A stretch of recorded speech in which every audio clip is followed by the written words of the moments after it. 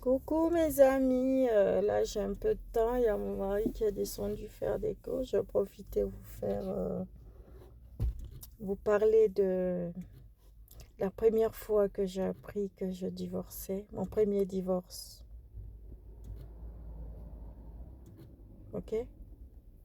Mon premier divorce, je l'ai appris à Dakar. J'étais à Dakar en vacances pour 2 semaines.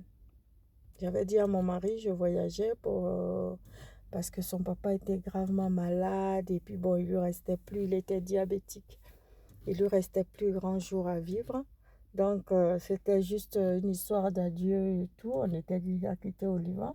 Donc, la seconde fois, il est parti seul. Mais voilà, il m'appelait tous les soirs, tous les soirs, tous les soirs. On parlait et tout. Et puis, voilà, il y avait les histoires d'héritage, tout ça, quand son papa est mort. Et son papa Adja, pardon. Son papa Adja, il y avait les histoires d'héritage et tout. Donc, moi, j'étais stressée, j'étais pas bien et je savais pas comment ça allait se passer. Et voilà. Et donc, voilà, du coup, j'ai demandé à ce que je voyage un peu, me respirer, souffler, comme on dit, souffler. D'accord? Et je suis allée à Dakar chez ma copine, voilà, pour 2, 3 semaines comme ça et tout. Et j'étais là-bas quand ma nièce, j'appelle à la maison chez moi. Normalement, chez moi, il y avait mon petit frère que j'avais pris, récupéré. Il allait au CM2 chez moi pour qu'il aille à l'école chez moi. J'avais ma petite protégée. Au fait, une connaissance de mon papa qui est guinéen, qui a envoyé sa fille parce qu'elle n'avait personne. Elle a eu le brevet, elle allait au lycée Mami Adjoa. Donc, il ne connaissait personne à Yamoussoukro pour garder sa fille. Et il est venu voir mon papa. Mon papa dit, il n'y a pas de souci. Chez moi, comme il y a des filles, ça tombe bien, ça ne me dérange pas du tout. Oh, mon papa l'a pris. Voilà, et cette dernière, quand elle a eu le bac, il fallait qu'elle aille à Abidjan. Abidjan aussi, il connaissait personne. Donc, mon papa m'a appelé. Moi, je l'ai récupérée chez moi sans aucune complication, quoi. C'est une petite qui est bien, très posée, très polie.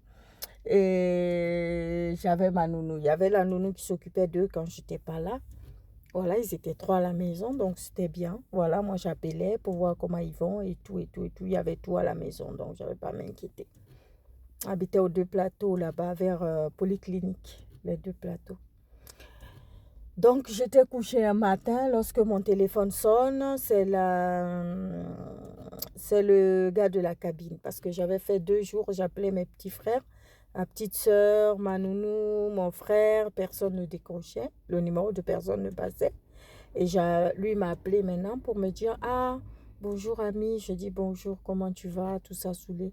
Il me dit, ça va et toi? Je dis, ça va, ça va. Il m'a dit, ah, il y a ta petite soeur. Je dis, mais j'arrive à joindre personne chez moi là-bas. Qu'est-ce qui se passe là-bas?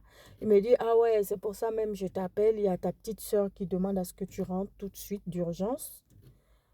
Il faut que tu rentres parce qu'il y a ton mari qui est rentré hier nuit.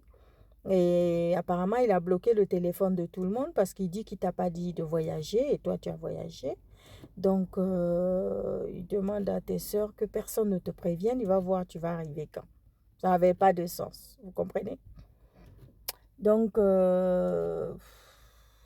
voilà, c'était comme ça. Et ma petite... Donc, quand il me dit ça, moi, mon sang fait un tour dans mon corps. Je dis, mais attends, de quel droit mon mari? Au fait, je vous explique.